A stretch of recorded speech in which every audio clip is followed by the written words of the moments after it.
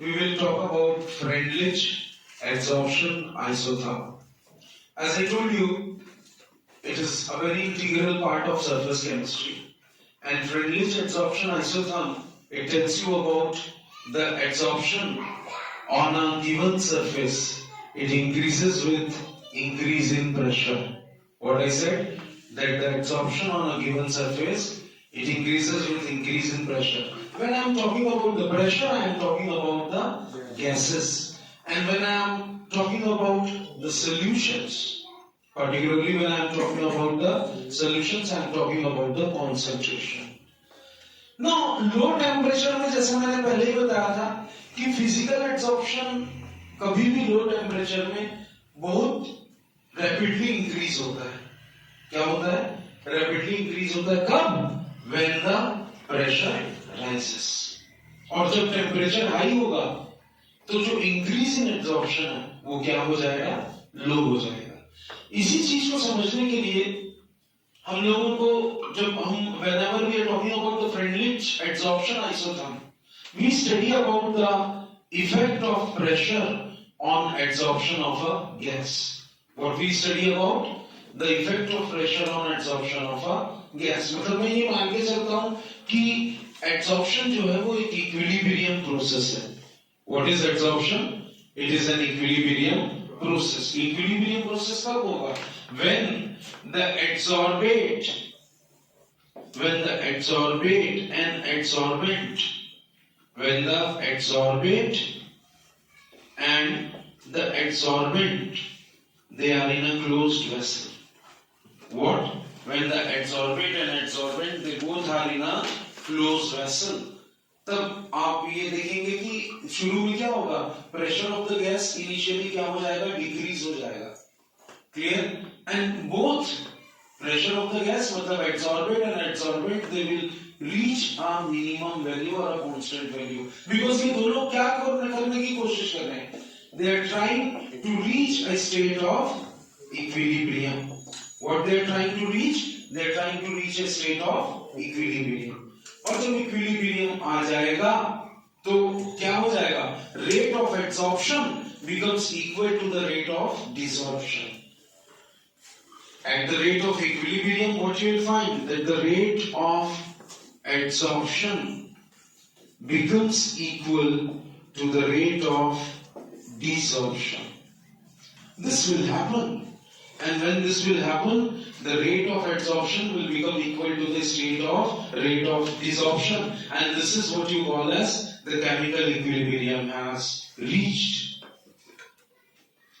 अब जैसे कि मैंने आपको पहले ही बताया कि जो extent of adsorption है, इसको हम express करते हैं, the extent or the level of adsorption, it is explained on the basis of x/m.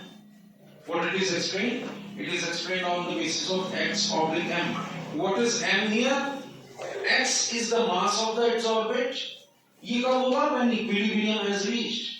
X is the mass of adsorbate. And what is m here? M is the mass of adsorbate. I repeat, X is the mass of adsorbate and m is the mass of the adsorbate at the state of equilibrium when the equilibrium has reached. Clear? तो x/m actually हुआ क्या? Mass adsorbed per gram of the adsorbent. Mass adsorbed per gram of the adsorbent, and that is what you call as x/m here. Clear? Now see, जैसा मैंने आपको बताया था कि अगर हम इसके बीच में ग्राफिकल रिप्रेजेंटेशन करें, if I draw a graph, suppose if I am drawing a graph over this content, and if I draw a graph and if I relate it out, एक छोटा सा ग्राफ ड्रॉ करके देखते हैं. Let us see a small graph. On this side I take x/m, and on this side I take p. x/m I had already told you, and what is p? Pressure at constant temperature. अगर आप इसका graphical representation देखेंगे तो what you will find? This will be somewhat like this. Clear? and this point, let it be B. Let this particular point be B, and you can say let this particular point be, suppose let it be A. तो a graph which is represented, अगर आप देखेंगे तो this point is known as P of S, commonly known as saturated pressure. This is known as saturated pressure. And if you check this in a graph, you will find this is a graph. किसके किसके बीच में है graph? Between amount of the gas adsorbed per gram, that is X oblique M. Clear? Amount of the gas absorbed per gram, X oblique M of the adsorbent, that is X oblique M. And this pressure which is at the equilibrium pressure. This is known as, this graph is commonly known as adsorption isotherm. What is this graph commonly known as? This graph is commonly known as adsorption isotherm, and it is the simplest type of adsorption isotherm, as you can see. अगर मैं at a minimum value of P of S लेता हूँ, P of S is what? It is equilibrium pressure. तो इसके minimum value में X oblique M it reaches its maximum value. X oblique M reaches its maximum value, और maximum value जाने के बाद ये सीधा हो गया, मतलब क्या हो गया? Constant. This represents what? Constant. Saturation pressure भले सेम है, लेकिन ये क्या हो गया? ऊपर आके पहले तो राइज हुआ, उसके बाद जाकर के क्या हुआ? Constant हो गया. तो that is why this P of S is known as saturation or saturated pressure. What it is known as? Saturated pressure. लेकिन इस तरह का isotherm, इस तरह का this type of adsorption isotherm ये कब देखने के लिए मिलता है? This type of adsorption isotherm is observed. ये तब देखा जाता है when adsorbate forms a unimolecular layer. किसके ऊपर में? On the surface of adsorbent. जब adsorbate surface of adsorbent में एक particular unimolecular layer बना देता है, तब उनके बीच में जो relationship बनता है, it is studied between X oblique M and equilibrium pressure P. Clear? अब अगर P की वैल्यू मान लो लो है, अगर P की वैल्यू मान लो सपोज लो है, तो ग्राफ आपको बिल्कुल क्या जाएगा? स्ट्रेट जाएगा. The graph will go straight. लेकिन उसके बाद जाकर के वो क्या हो जाएगा? थोड़ा सा यहाँ पे देखो OA से स्ट्रेट गया, फिर A से B तक क्या हो गया? कांस्टेंट हो गया. Is this clear? Getting me? तो यहाँ पे हम इसको मान लेते हैं suppose X oblique M is equal to K of P. Constant डाल दिया. Clear?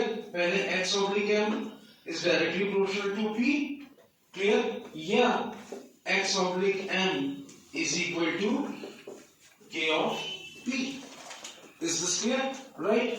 अगर हाई प्रेशर होगा, जैसे जैसे प्रेशर बढ़ाते जाएंगे, क्या कर रहे हैं? प्रेशर बढ़ा रहे हैं. हाई प्रेशर में X oblique M एकदम आजाद हो जाएगा, इंडिपेंडेंट हो जाएगा. X oblique M will become independent. उसको P की वैल्यू से अब कोई लेना देना नहीं है हाई प्रेशर में. तो एट दैट स्टेज, जैसा मैंने आपको बताया था, बीच में जब हाई प्रेशर होगा तो X oblique M will be directly proportional to P naught. What it will be directly proportional to? P naught. और इंटरमीडिएट स्टेट में जब आप आएंगे, in the intermediate state, X oblique M, ये बीच वाले जो स्टेट है, उसमें X oblique M की पूरी वैल्यू किस पर डिपेंडेंट होगी? P के ऊपर में. Clear? And that will be in a fraction. So at that stage, what you will find? X oblique M will directly proportional to P 1 upon N, or you can say X oblique M is equal to क्या डाला मैंने? Constant. K constant डाला, K P 1 upon N. And this is the final derivation of Freundlich adsorption isotherm. N और K क्या है? This N and this K, they both are constants. This N and K, they both are constants, जैसा मैंने बताया था, ठीक है? And N positive integer भी हो जाता है, but it depends upon the nature of the adsorbent and nature of the adsorbent at a particular temperature. इस relationship को सबसे पहले Freundlich ने दिया था, and that is why this relationship is known as Freundlich adsorption isotherm. इसको अगर आपको चेक करना है तो अगर small range of pressure value है तो आप उसको इस तरीके से भी चेक कर सकते हो, taking you can take the logarithm और log on both the sides. तो कैसे लेंगे, log x upon m is equal to log k plus log 1 upon p और 1 upon n, sorry, log k plus log 1 upon n log p. So by this you can check taking log on both the sides and you will get again a graph, and that will be a straightforward graph. So this was all about the Freundlich adsorption isotherm. Thank you. कहता है, देखिए, when I am using a word adsorption isobar, if you can check it out, when I am using a word adsorption isobar, देखिए adsorption जो है वो एक dynamic equilibrium, adsorption is a case of dynamic equilibrium. dynamic equilibrium क्या है, मतलब dynamic equilibrium किसको बोलेंगे, forward reaction exothermic and backward reaction endothermic. Clear है ना, राइट? ये चीज याद रखिएगा, that the forward reaction is what, exo, and the backward reaction is endothermic, as I told you. Clear? तो जैसे मैंने आपको बताया कि अगर आप इसमें ग्राफ ड्रॉ करते हैं, ग्राफ किसके बीच में ड्रॉ करेंगे, obviously between the amount of adsorbate and the amount of adsorbent. If we draw a graph, अगर मैं फिजिकल एडसॉर्प्शन या फिजियो एडसॉर्प्शन देखूं, ठीक है, तो मेरा ग्राफ कुछ ऐसा आएगा। कैसे, यहाँ पे x ऑब्लिक m है और यहाँ पे मैंने क्या लिया, मान लो t। तो if I talk about physical adsorption, my slope will come on like this, where p is equal to what? P is equal to constant. What p is equal to? Constant. Clear? तो physical adsorption isobar क्या बता रहा है, क्या कम हो रहा है? There is decrease in the value of x oblique m. Clear? जैसे जैसे टेम्परेचर बढ़ रहा है, x oblique m की वैल्यू क्या होती जा रही है, डिक्रीज होती जा रही है। Is this clear? It decreases throughout with rise in temperature. So physical adsorption isobar, it shows what? Decrease in the value of, it shows decrease in value of x oblique m with increase in temperature, with increase in, as I told you, temperature, that is T. Is this clear? लेकिन अगर chemical adsorption देखेंगे, if you want to see the same thing in chemical adsorption, तो chemical adsorption का graph कुछ इस तरीके का आएगा। As you can see, this is x oblique m and this is what you readily call as T. So in chemical adsorption, if you will see, तो ये graph कुछ आपको इस तरीके का मिलेगा। अगेन यहाँ पे मैंने प्रेशर को क्या रखा है, constant, pressure is constant. So this is physical adsorption and in chemical adsorption इसमें क्या हो रहा है, इधर देखेंगे शुरू में इनिशियल राइज इन टेम्परेचर हो रहा है। क्या हो रहा है, शुरू में क्या हो रहा है, इनिशियल राइज इन टेम्परेचर आ रहा है, फिर इक्विलिब्रियम स्टेट में आ रहा है कि नहीं आ रहा है, और उसके बाद एज एक्सपेक्टेड क्या हो रहा है, डिक्रीज हो रहा है। Is this clear? Right? अब ये इनिशियल राइज इन टेम्परेचर क्यों हुआ और फिर नीचे क्यों जा रहा है? It is because of the fact कि आपने हीट सप्लाई की है, और हीट किस फॉर्म में सप्लाई की है, heat has been supplied in the form of activation energy. The heat is supplied in the form of what? It is supplied in the form of activation energy. और जैसा हम activation energy किस में देते हैं, physical adsorption में नहीं, it is given in chemical adsorption. And then after it goes on decreasing. So this was all about adsorption isotherm. This is physical adsorption and this is chemical adsorption. Thank you.